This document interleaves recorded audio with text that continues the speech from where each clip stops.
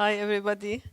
My name is Shereen AlOuran. I came from Jordan. Thank you, Monica, for this opportunity to come and talk here.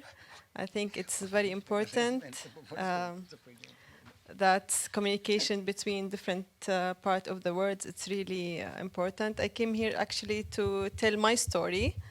I hope it's a kind of informative or inspirational for you. First, I will introduce myself, like a quick introduction. I'm Jordanian. I hope that you know where Jordan is. It's in the Middle East, far away. I'm an artist. I studied architecture. And in the beginning, I worked as an architect and interior designer. And then I moved because I was moving from country to another, like I lived in different countries, so I went back to my first passion, which is art. I studied art in 2003, and since that time I continued working as an artist. So I'm here to talk about, like I exhibited my artwork in different countries, such as Morocco, Berlin, Vienna, Jordan, Vienna, yes, Kuwait, and lately in September I was exhibited in Tel Aviv, and now I have running exhibition in Jordan, like group exhibition. Actually, I'm talking today about something, it was my passion, how I transferred my artwork into business, because I will talk now about my experience in our area, which is, I think, a lot of people, they can relate, because I know it's different culture and different part of the world, but I believe in similarity between humans more than differences, because like as a human beings, we have more similarity than people think we have differences. As a woman in Middle East, I have a lot of challenges that I need to have identity as not only a wife or a mother, that I need to follow my dreams. I want to find my identity. And also, so I always have this kind of to break some stereotypes. So one of the stereotypes also that as an artist, we always think that artist has to be only free as an artist, not thinking about money or business, only creativity. And business people, when people they talk about economy, they think about money. I think creativity or art something entertaining or it's not something. So I wanted to make this balance between both, and why not as an artist to think in a business way, to transfer my artwork into business. So my first idea was how to create, like especially in our culture, where's the, okay. Working as an artist for several years, especially in our part of area, like the culture of art, it's not really got in point that people they can invest in art work as a painting to put it in their houses. So I got the idea that people, when they feel or touch or use some art products, they can understand it more than a painting that they can hang it on a wall. So that was the first idea it got in my mind. So why I don't create like a usable products as an artwork? I can paint in something usable, not only as a painting to hang it on a wall. So the idea was to interlace my artwork with everyday life itself, like with furniture pieces or like home accessories, such as. So I started by painting on furniture pieces such as tables or chairs, or even trays or some small things. So this is what the first idea. So how it was born, this product, or how I started, as I said, my background as an architect and interior designer, it helped me a lot, because thinking as an artist and thinking as a designer, I make this balance, because we always in design, when you design things, we're always thinking about solving a problem for a customer or fulfill some needs. We always thinking of this like a successful design. It's always you have to solve some problems for people, or that they need to fulfill. So I thought that in our culture, I think we all relate that people, they like to invest in their homes, and because we always have this gathering in our homes, like dinners or parties, or like we invite people in our houses. So I think our people, they like to invest in their furniture pieces, and I thought of the future. Why not to come back like late ages, that when people, they like to collect furniture pieces, not like nowadays. It's very practical. Every 2-3 years they change. It's okay if it's broken, they just throw it, and you know, it's very, very, very practical. So I thought, why not to get back to the late ages when people, they like to collect a really original, authentic pieces that last, and sometimes they pass it from generation to others. So when it's original and when it's art piece, I think this makes this idea come back again. So I make this balance between, so I thought this is a really need in nowadays. So I think producing some kind of this artwork, it might help me to make this kind of business or this kind of line of products. So I started by hand painting some pieces like you see in the picture. This is an example, but I made a lot of things. So when I started to think as a business, I had to have some business skills, which is I don't have as a designer and artist. Because I know a lot about art and design and architecture, but business, nothing about business. So I applied. We have some platform in Jordan, they called like a designer creative space, which is a platform that empower and support the designers, the local designers, fashion designers and product designers. So they give them like workshops and a lot of boot camps and these kind of things that to how to really establish a business. So that helped me a lot to turning these my products into business. I like how to make the business model, how to market myself, how to make a platform, how to make a brand. These all skills, actually, it helped me a lot to think as a business, and also to, you know, to break this kind of a stereotype that an artist, yes, I can be a businesswoman also. I can tell, like, call myself an artpreneur. Like, why not to start something from art? To think about a business and to scale up the business, I had to think about two major things: like productivity and time and money. So to hand paint every piece, it's impossible to make it as a business scale. So, so I thought of why not to focus on my art, on my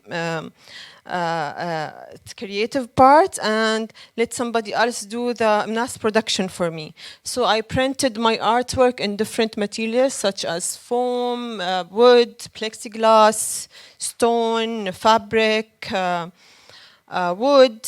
So that allowed me to make a big variety with big ranges of prices. That and a lot of also cost efficiency. Like I can make different products with different range of prices, and also to allow me to let everybody can buy an art piece, even if they can afford to buy art piece with different range of prices. So maybe a student who can't afford to buy an artwork painting to hang it on the wall, he can afford to buy like small coaster or small box with a really affordable price. But at the end of the day, it's an artwork, and he can enjoy it, and he can, appreciate it. So the next step was to think like at the beginning, as an artist, we always have a message to tell. Okay, I believe nowadays story is very important. Like it's the main marketing tool. Anybody, even people, when they want to market themselves, or no matter how basic or how simple the design is or the artwork is the most important thing, the statement or the story behind the artwork or behind the design. So we always have people, they have a story to tell. And I always, in my artwork before, I always have my feelings, or have story, or have a statement I want to express in the artwork. So I also translate this in my first collection. I thought, okay, I need to have a whole collection to launch a collection. If I'm a business woman, and it is, let's suppose this is a product, and I know I need to launch a whole collection with one theme. Okay, and with a variety of products and the same time.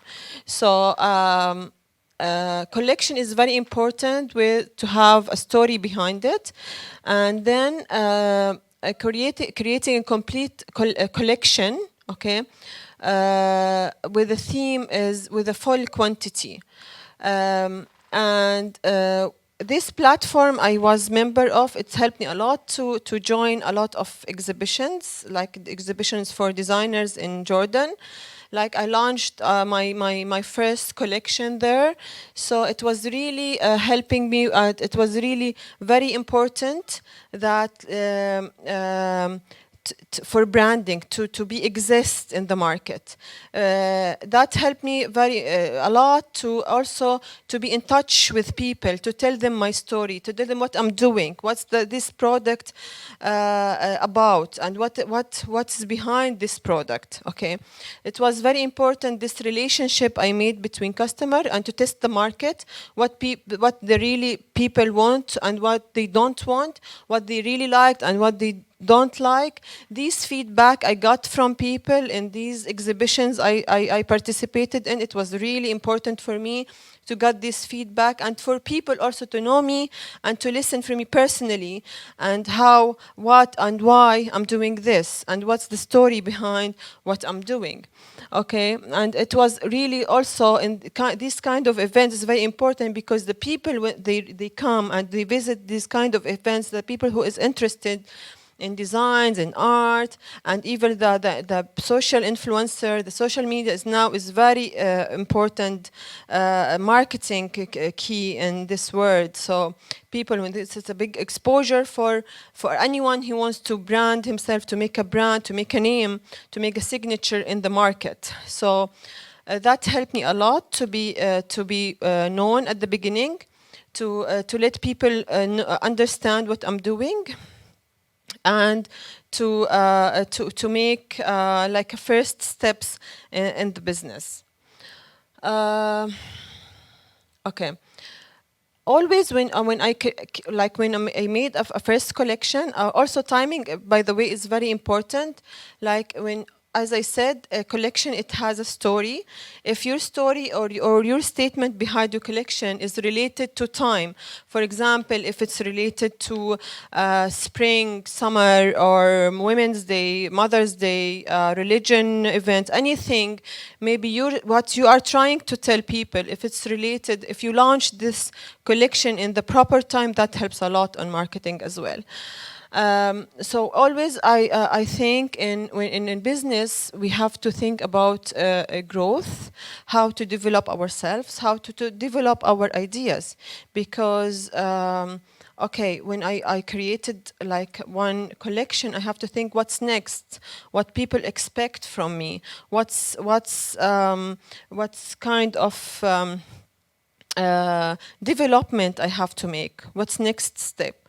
So I always think like this was from my last collection. I started from the beginning from as hand painting. I ended up by make kind of these marquetry art with but I have the same signature. You have to have my style. I have to like plant a signature in the customer belief. Like this is my work, this is my message, this is my art, but I can express it in different ways. Okay, and I can, because I believe creativity is endless. Okay, when you focus in your work, the creativity is endless. So it's very important in your growth to always develop yourself, and the customer feedbacks, it's very important. The relationship with the customer, it's really helped me how to develop my work. And of course, we have to be committed to the customer. Like if we get used to launch each year a whole collection, we have to be committed. Like each year we have a new things, we have a new production, we have a new ideas. Okay, we have to develop quality and to develop everything that's possible. Okay. Other thing that helped me from these events I participated in, that I found distribution channels. Like when you have this kind of exposure, like people they come and they approached me to like exhibit my products in their shops, in their platforms. So that helped me a lot, because when I exhibit my work, for example, in some exhibitions, 3, 4, 5 days, but after that I need to be there, I need to be exists in the market, because online market is not enough, especially when you sell products. People, they like to feel it, touch it, see it in person. So I found distribution channels was very important to put my product in the proper places. So I, especially when you exhibit your product in like a boutique or designer shops that sells products for the designers or for the artwork, people they can see and feel it and touch it. So that's very important. And at the end of the day, I can decide in which channel I can continue with, or which channel it's not worth it. But I think this was very, very important things. Also, customer relationship, I said, it's very important to build a trust, to build a signature that the customer can know. Oh yeah, I know. This is very important in the branding in our field as a designer, as an artist. So people, when they see this artwork, they know, yes, I know who's making this. Okay, and that's not happening unless you are focusing in your story, unless you are focusing on what you are doing. I believe in creativity. It's not about you create something, it's not exists. I don't believe all the successful artists or designers over there, they are the most talented people on the world. No, I think, or I believe, of course, there were a lot of talented people next to them or around them. But a successful story comes behind when we believe in ourselves. when we think that we can do it, when we have story to tell, when we have something to achieve, when we believe ourselves, we don't underestimate ourselves, and we focus day by day, opportunities will come. We don't dwell on future, and then we will ruin our day where we're not doing anything. So just focus in our day. So focus on what we are doing now, and opportunities will come later. And this is what happened to me. Yes, at the end, I want, maybe it's an advice for everybody, because a lot of people, they can relate. Because like 3 or 4 years ago, I didn't expect that I'm standing here talking to people. As I said, I focused on my work, I focused on my story, I did what my passion is, I did what I really believe, what I really loved, and then I let the opportunities to come by itself. And that's what really helped me, and that's what really happened. So what I really advise everybody, just believe in yourself, focus on your story, focus on what's, follow your passion, don't underestimate yourself. We can achieve, okay? Don't look around, don't compare yourself with anybody, because we are all special in our way. We do something differently with others. We have to fail and get back, and we'll achieve one day. And thank you so much. And thank you, Monica.